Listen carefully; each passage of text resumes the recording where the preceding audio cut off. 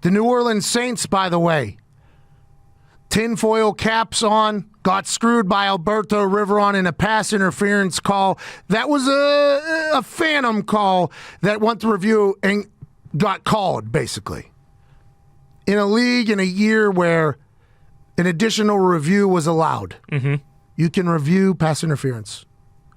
Because of what happened to the New Orleans Saints in the NFC Championship game, which basically stopped them from going to Super Bowl, which brings billions to your city and to your team.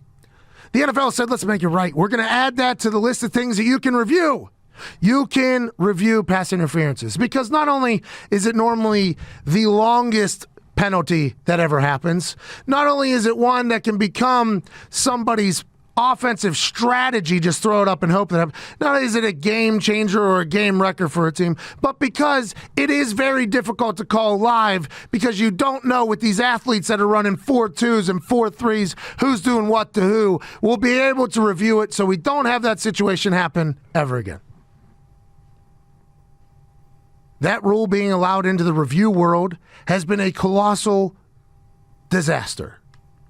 Everybody on the internet agrees on something, and Alberto Riveron in New York disagree with everybody. So from a PR standpoint, from an optics standpoint, it stinks whenever all of your fans think one thing and then the game is telling you a complete opposite. Hey, do the fans just not understand the sport that they love, or does the league that represents the sport that they love not understand its own rules? There's where discourse starts happening. So it's been a nightmare all year. It almost has gotten to the point where coaches are mocking the fact that they're trying to review it because they just want to show their fans, yes, I understand that wasn't pass interference, or I understand we did get interfered with on that pass. I'm just showing you this knowing that I'm going to challenge it and it's not going to get overturned, because that has been the trend this year with Alberto Riveron. Alberto Riveron has trended with staying with the call on the field because he feels like the refs have been disrespected by the review taking away from a judgment call, which has been happening a long time for a lot of different things, but this one is a judgment call. Less than 9% of the time it's overturned. That's a small percentage. I'm a gambling man. I split queens against a bus number on the blackjack. I wouldn't even take if something has 7% chance. I'm not even taking that. If it's near 15, I'm like, okay, I can swing. 8%, it's been overturned in review. And then against the New Orleans Saints, the team that made this all come to be, for me to just think that Alberto Riveron didn't have that in his mind when he decided to overturn it, for me to just assume that Alberto Riveron said to Sean Payton while relaying the message back into the ear of the ref and tell Sean, this is what he wanted. It almost made him lose the game. They gift-wrapped that game for the Panthers. Oh, my God, they tried their best with that. Was it pass interference? I would assume it's the same as everybody. Like, yes, that could be called pass interference, but all year the consistency on this has been nowhere near what it should be for a billion-dollar company. There'll be times where guys are tackled and they're like, yep, no overturn, not calling it.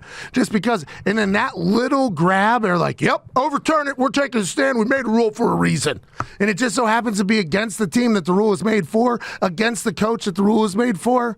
And then bang, nothing happens. Sly misses a 28-yarder, which, by the way, quarterbacks can feel pressure in the pocket. They have this innate ability to move, Oh, my God, I'm going to drop back here. I'm going to go over here.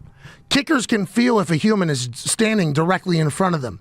The guy jumped right over the snapper, was right in front of Sly. I think Sly tried to push it a little bit to the right, pushed it too much for a 28-yarder.